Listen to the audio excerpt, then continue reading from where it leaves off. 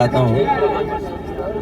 मैं अभी जहाँ पर बैठा हूँ हमारे ही नामारासी अखिलेश यादव जी का स्थान है, उनका गांव है, पैतृक गांव है। उनके भाई के निधन पे हम लोग नहीं पहुँच पाए थे। हालांकि पार्टी के और लोग, सभी पार्टी के जिम्मेदार नेता, चाचा भी घर पर आए थे।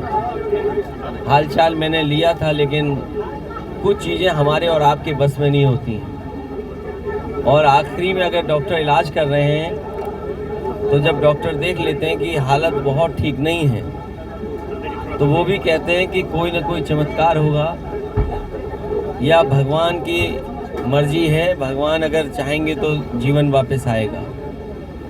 तो जो सेवा कर सकते थे इनके परिवार के लोगों ने मिलकर के सेवा की, लेकिन इनके भाई हमारे बीच में नहीं हैं। मैं इनके परिवार के लोगों से मिला हूँ। दुख तो समय के साथ कम हो जाता है, लेकिन जो सदस्य परिवार का चला जाता है उसकी कमी कभी पूरी नहीं होती। आजमगढ़ में दूसरा कार्यक्रम, लक्ष्मण यादव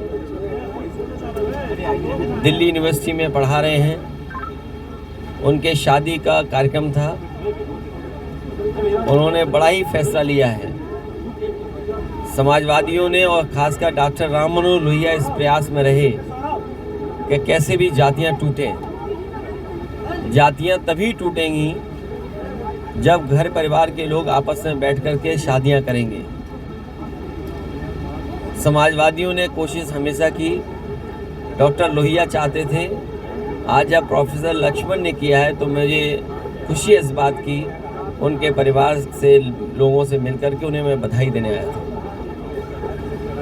हाल ही में चुनाव हुआ है नगर निकाय का, और लखनऊ में बैठ कर के मुख्यमंत्री जी ने सबको बधाई भी दे दी।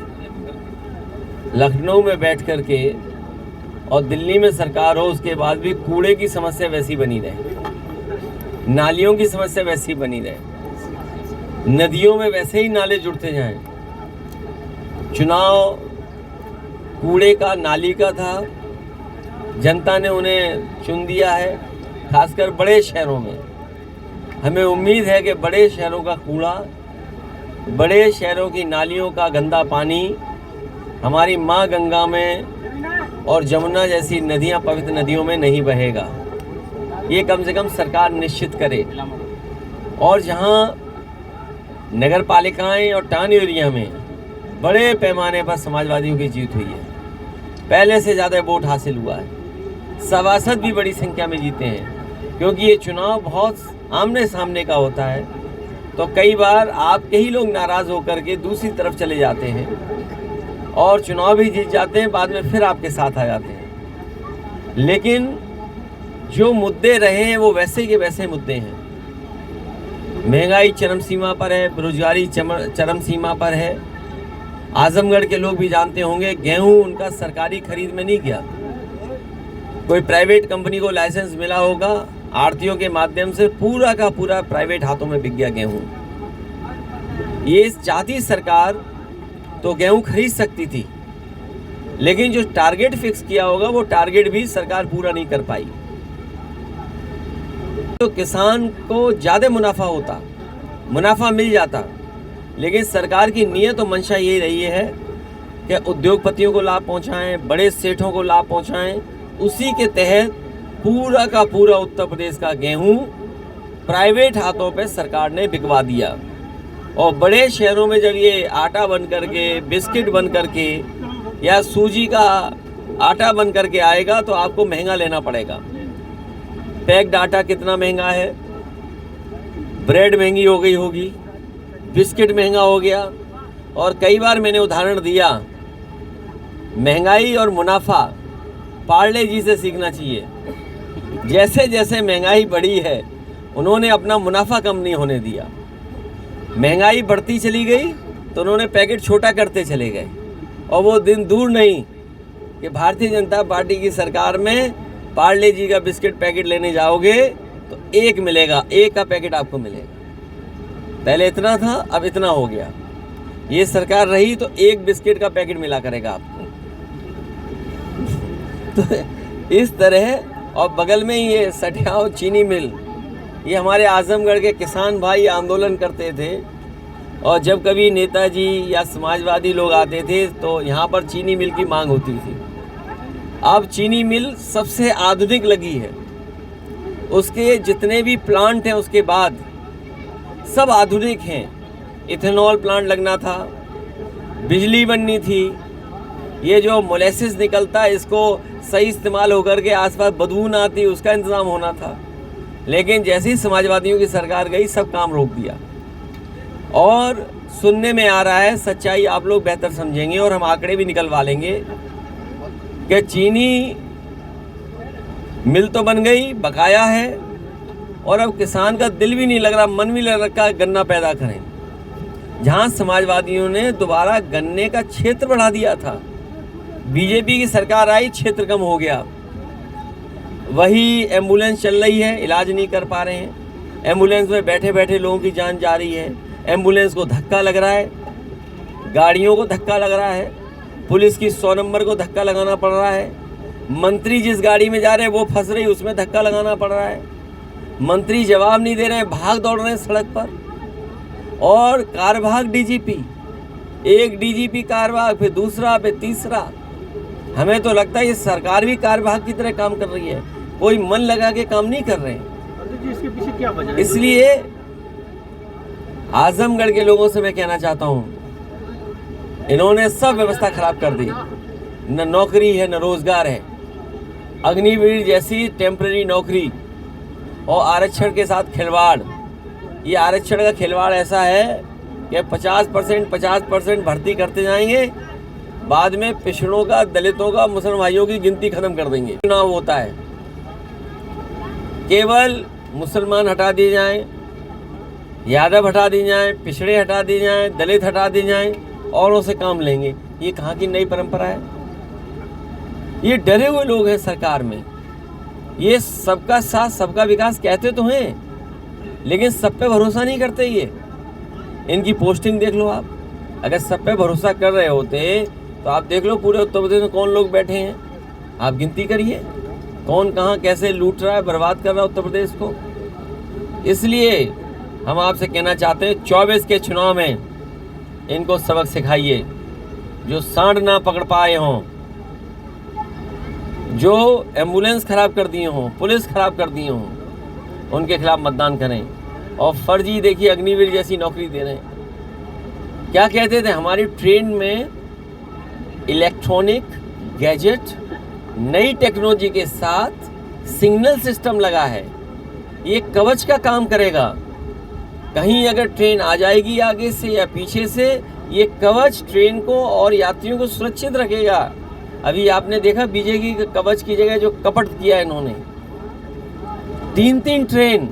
मुझे लगता है हमारे मुख्यमंत्री जी को पहले ही पता था, ये ट्रिपल इंजन की बात कर रहे थे। अब पता लगा ये ट्रिपल इंजन इसकी बात कर रहे थे, क्या 3 इंजन एक साथ टकरा जाएंगे। विश्व का सबसे बड़ा एक्सीडेंट हुआ। नहीं, आप नहीं समझे पत्रकार साथी। मुख्यमंत्री जी कहते थे ट्रिपल इंजन सरकार चाहिए, आपने देख लिया ट्रिपल इंजन। 3 इंजन टकराए कि नहीं टकराए? वही हालत उत्तर प्रदेश में है, ये सब इंजन एक दूसरे से टकरा रहे हैं।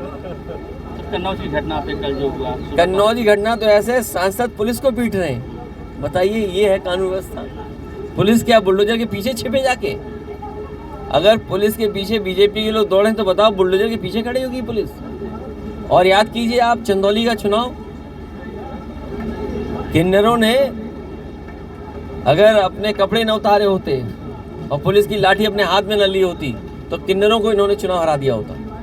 लेकिन हम बधाई देंगे उन किन्नर समाज के लोगों को जिन्होंने लाठी ली हाथ में, कपड़े उतारे और बीजेपी के अधिकारियों को सबक सिखाया। सर, जो रेल दुर्घटना हुई है, इस पर आपकी क्या प्रतिक्रिया? देखिए, ये नेग्लिजेंस है और जिस सिक्योरिटी और जिस सेफ्टी की सरकार बात करती थी वो खोखली निकली।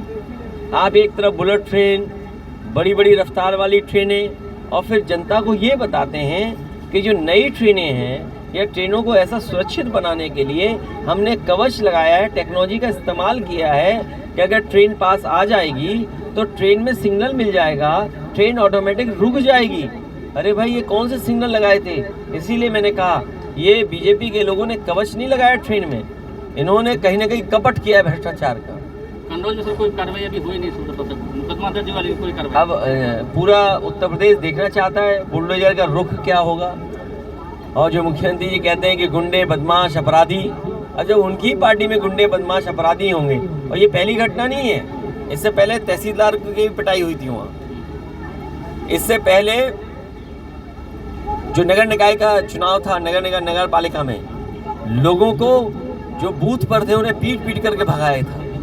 और मुझे याद है चुनाव के जब हुआ था आपका 22 का चुनाव, यही सांसद सेंटर फोर्स को लेकर के डीएम के ऑफिस में घुस गया था। तो क्या उम्मीद करोगे आप?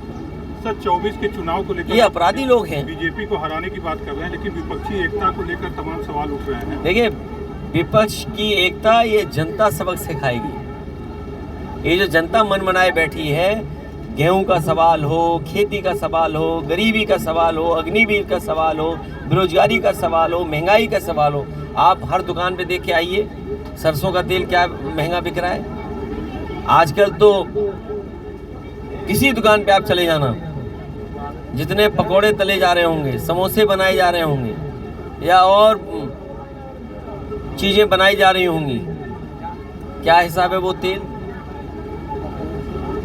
क्या हिसाब है सोचिए आप। 200 रुपए के पार हो गया। तो ये महंगाई का जवाब इनके पास नहीं है। लेकिन राहुल गांधी जी तो कांग्रेस के लिए कह रहे हैं कि कांग्रेस के नेतृत्व में आना चाहिए सभी पक्षियों को, इस तरीके की बात है। मुझे लगता है कि बंगाल की मुख्यमंत्री जी और इससे पहले नीतीश कुमार जी मुख्यमंत्री जी बिहार, तेलंगाना के मुख्यमंत्री केसीआर साहब, इन सब से अलग अलग समय पे बात हुई है। और अगर आपको याद हो तो बिहार के मुख्यमंत्री जी ने यही स्टेटमेंट दिया था, और यही राय बन रही है सभी दलों के बीच में, कि जो दल जहां मजबूत है उसके नेतृत्व में चुनाव लड़ा जाए, और उसी नेतृत्व को आगे कर करके और दलों को कैसे जोड़ा जा सकता है वो दिशा तय करेगा कि कौन कितनी सीटें जीतेगा उस हिसाब से। सर 12 जून को आप जा रहे हैं पटना में सभी विपक्षी दलों। हाँ, मुझे भी बुलाया गया है तो मैं भी जा रहा हूँ उसमें। सर प्रदेश में कोई गठबंधन की नई रणनीति, जैसे ओम प्रकाश राजभर बीजेपी के पाले में चले गए, लगभग फाइनल हो गया वो वहाँ पर केवल एसी की गाड़ी में बैठने से ही असर हो गया उन पर। एसी की गाड़ी में बैठने से असर हो गया। आपने एसी गाड़ी और वो तो गाड़ी का नंबर भी पता होगा आपको। अध्यक्ष जी तो ये बहुत अनुभव मिला है हम लोगों को गठबंधन का। अध्यक्ष जी, सांसद खेल योजना का शुभारंभ सरकार ने किया है, और एक सांसद पर गंभीर आरोप है खिलाड़ियों के साथ, उस पर आपकी क्या? बीजेपी के लोग और बीजेपी की पूरी सरकार बेटी बचाओ बेटी पढ़ाओ की बातें करते थे। आज जब बेटियां और पहलवान धरने पे बैठी हैं तो इनका नारा कहाँ है ये बताए सरकार। इनका नारा केवल इसलिए था कि नारियों से बेटियों से वोट ले लिया जाए। वोट ले लिया, सरकार बन गई, उसके बाद सबसे ज़्यादा नारियों को बेटियों को ही अपमानित कर रहे हैं। सरकार को सामने आकर के बेटी बचाओ के नारे को ज़मीनी हकीकत में बदलना होगा। आज आजमगढ़ के सांसद ने इस पर यह कहा है कि ये तो सब जुडिस मामला है, कार्रवाई की जाएगी, तो क्या इसको किस नजरिए से? देखिए मेरे पत्रकार साथियों, बीजेपी को 100 खून माफ है।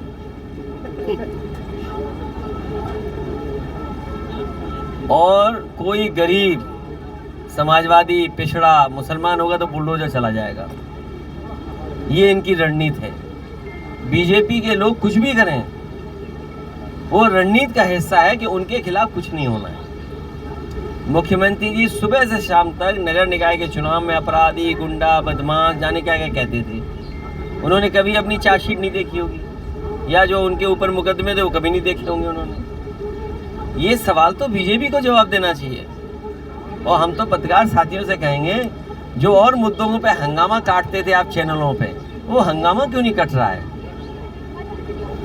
अगर आप ही लोग हंगामा काट दें तो मैं कहता हूं कल कार्रवाई और बेटियों का सम्मान हो जाएगा। सर प्रदेश में कोई नया गठबंधन यहाँ बनने की संभावना जैसे होगी तो? अभी एसी की हवा खाने दो किसी लोगों को। आजमगढ़ में जैन से चलेगा नहीं, जो हमारा गठबंधन है वो हमारा गठबंधन रहेगा। जैन जी से रहेगा। जैन जी से हमारा है, और अगर कोई दल आना चाहता है साथ तो ऑफर तो करे कि भाई हमारा ये प्रत्याशी है, इस क्षेत्र में हम लड़ना चाहते हैं। अरे कोई भी कुछ आ जाए कि गठबंधन कर लें। अरे ये चुनाव कठिन चुनाव है, आप प्रत्याशी बताइए, सीट बताइए, तो हम पार्टी के लोग विचार कर सकते हैं। अब कोई कांग्रेस से भी संभव है? नहीं, हमारे लिए मैंने आपसे कहा हमारे पास बहुत अनुभव है। हम कांग्रेस से भी गठबंधन कर चुके, बहुजन समाज पार्टी से भी गठबंधन कर चुके, और आप जिन लोगों का नाम लेते हैं उनसे भी गठबंधन, अभी हमारा गठबंधन चल ही रहा है। इसलिए समाजवादी पार्टी सोच समझ करके फैसला लेगी, और अगर कोई गठबंधन करना चाहता है तो ये तो बताए कि कौन सी सीट, कौन सा प्रत्याशी। आप पे प्रत्याशी ढूंढोगे सीट के बाद, ये थोड़ी होता है राजनीति में। संभावनाएं खुली हुई है गठबंधन की। हम कह रहे हैं जो हमारा गठबंधन रहा है और हमें अनुभव है गठबंधन करने का और गठबंधन चलाने का। जो आजमगढ़ मोदी जी हटेंगे ये श्योर है, आप लोग इस पे निश्चिंत हैं? मैं उससे बड़ी बात कह रहा हूँ कि हमारे नौजवान अगर रोजगार और नौकरी और अग्निवीर पक्की चाहते हैं तो बीजेपी को हटाएं। सर, आजमगढ़ में जमीन तो आपने ले ली, आवास कब तक बना रहे हैं? जमीन और दिलवा दो, आवाज जल्दी बन जाएगा। आपका आगमन होना है? नहीं बना देंगे। वो असल में ऐसा है, अब आप सोचिए, देखिए कैसी विडंबना है। हवाई पट्टी बन के तैयार है, हम उतरना चाहेंगे तो नहीं उतरने देंगे, बोले भी काम चल रहा है। अरे बताओ, 6 साल से आजमगढ़ हवाई पट्टी पे काम चल रहा है। अरे हम उतरेंगे तो बीजेपी वाले भी उतर लेंगे, क्यों नहीं समझते हैं? लेकिन बीजेपी वाले ऐसे हैं, चाहे वो अंधे हो जाएं, लेकिन दूसरे को नहीं उतरने देंगे, चाहे कुछ हो जाए। तो कह रहे हैं कि इंटरनेशनल एयरपोर्ट आप नहीं बनाने दे रहे हैं? अरे मैं क्यों नहीं बनाने दे रहा हूँ इंटरनेशनल एयरपोर्ट? के लोग ही नहीं विरोध कर रहे हैं। इन्हें, अरे वो आदमी ऐसे लोग हैं जिन्हें हवाई जहाज के बारे में नहीं पता। भाई हवाई जहाजों के बारे में नहीं पता जिनको। क्या कमी है इस हवाई पट्टी में जो हम लोगों ने बनाया? हमें बताओ आप कौन सा हवाई जहाज उतारना है? अरे एक मिनट, नहीं एक मिनट जाइए, आप ये बताइए कौन सा हवाई जहाज इस हवाई पट्टी पर उतारना चाहते हैं, बताइए, हमें परमिशन दिलाइए, हम उतारेंगे। अरे वहाँ सब कुछ बना तैयार है, तुम्हें केवल आने और जाने की 2-3 शेड लगानी है, 2-3 शेड लगानी है। हवाई पट्टी पूरी तैयार है, कौन सा हवाई जहाज नहीं उतर सकता? बताओ बीजेपी वाले बताएं। विस्तारीकरण की जरूरत? अरे भाई विस्तारीकरण की बात नहीं है, मैं कह रहा हूँ कौन सा हवाई जहाज उतारना चाहते हैं, बताएं हमें पहले। बताइएगा। कुछ जानते हैं नहीं, बीजेपी वाले जैसा बोल देते हो स्वीकार कर लेते हो। बीजेपी वाले ज्यादा ज्ञानी हैं क्या? नहीं। जब ये बताओ आजमगढ़ की हवाई पट्टी 6 साल में नहीं चला पा रहे, तो क्या 20 साल में एयरपोर्ट बनाएंगे, इंटरनेशनल एयरपोर्ट? वो नहीं चाहते हैं कि समाजवादी लोगों का नाम बड़ा हो। कोई हवाई जहाज उतरेगा तो कहेंगे देखो समाजवादियों ने बनाया, नेताजी ने बनवाया था हवाई, इसलिए नहीं चालू करने देना चाहते हैं। हमने 3 बार परमिशन मांगी, कहते फ्रिक्शन कम है, फिर परमिशन मांगी, बोली फ्रिक्शन ज़्यादा है। अभी हमें इसका बताओ क्या मामला है? आप टेक्निकल बात करो ना, उनसे पूछिए। जो पुराने डीएम थे तो हमने उनसे परमिशन मांगी, हमने कहा हमें उतरने का परमिशन दीजिए, हम आ जाएंगे आजमगढ़, हमें काम कर लेंगे और पूरा दिन मिल जाएगा हमें। बोले अभी हवाई पट्टी चालू नहीं है, फ्रिक्शन कम है। अगली बार मैं ना बोला ये है फ्रिक्शन, तो उससे पूछिए फ्रिक्शन ठीक हो गया कि नहीं हो गया ठीक। सर, एक बाबा जब भी आते हैं योगी आदित्यनाथ जी, तो ये कहते हैं कि आजमगढ़ को आतंक की नक्सली समाजवादी पार्टी ने बना दिया था। हम आजमगढ़ के लोगों, क्या आपका अपमान नहीं है ये? बताइए अपमान है कि नहीं है? ये ऐसा है, ये आपको नहीं, समाजवादियों को, और इशारा करते हैं मुसलमान भाइयों को।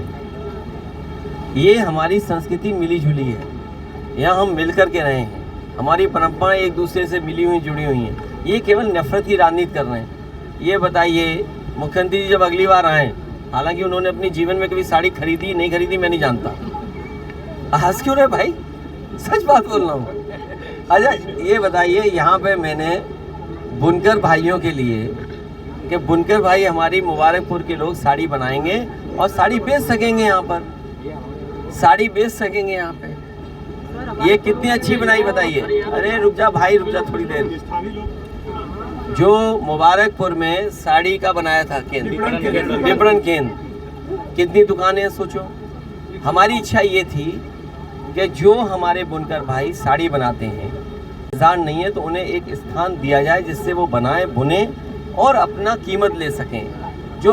जो माध्यम से पहले करते आए हम उसको नहीं रोक रहे हैं, लेकिन वो अपनी भी बेचना चाहें, कारोबार करना चाहें। हालांकि आज तो ऑनलाइन भी है, सब चीज़ें हैं, लेकिन व्यवस्था की थी। न केवल मुबारकपुर में, भदोई में कारपेट बाज़ार बनाया एक्सपोर्ट के लिए, लखनऊ में शामी अवध बनाया, नोएडा में सबसे कीमती ज़मीन दी बुनकर भाइयों को, बुनकर बाज़ार बनाया। तो इसीलिए बनाया कि इनकी मदद हो। बिजली सस्ती वो छीन ली। इसीलिए मैंने कहा कि मुख्यमंत्री जी को साड़ी वगैरह के कारोबार से कोई लेना देना नहीं है। बुनकर भाइयों की समस्या का समाधान क्या हो उसके लेना देना नहीं है उनको। उन्हें तो बस नर्सरी याद आती है और वो अपने आप को भूल जाते हैं कि उन पे काय के मुकदमे थे। सर हमारे पड़ोस का जिला गाजीपुर हाँ बता, गाजीपुर बाबे, गाजीपुर का ये जत्था बलदानी है, गाजीपुर का पानी है। बता भाई। आजमगढ़ सांसद का एक आरोप था कि अखिलेश जी हमेशा रहते 3 साल सांसद रहे लेकिन एक भी जिला योजना की समिति भाग नहीं लिया। जनता आजमगढ़ के विकास से भूल गए। ए पत्रकार भाई, उनकी बातों से गुमराह मत हो। ये जो सड़क दिखाई दे रही है लखनऊ तक जोड़ने वाली, ये किसने बनाई है? और अगर आप खराब किसने कर दी? बीजेपी वालों ने। जो काम होता है, आप कहिए काम क्या कर रहे हो? जनता को आप कितनी सुविधाएं दे रहे हो? मेडिकल कॉलेज, दवाइयां हैं कि नहीं हैं, मशीनें नई आप दे पाए कि नहीं दे पाए, टेस्ट समय पर हो रहा है कि नहीं हो रहा है, स्टेडियम बना कि नहीं बना, आपका जिला मुख्यालय बना दिया, अब बिजली की सुविधाएं दे दी, ट्रांसफर, ये चीनी मिल लगा दिया, कृषि विश्वविद्यालय दे दिया, आपको 100 नंबर गाड़ी दे दी, एम्बुलेंस दे दी। अरे यार तुम दिखाई नहीं दे रहा। अगर दिन में किसी को दिखाई ना दे क्या उम्मीद करोगे? ये रात में देखने वाले लोग हैं क्या? ठीक है, ठीक है।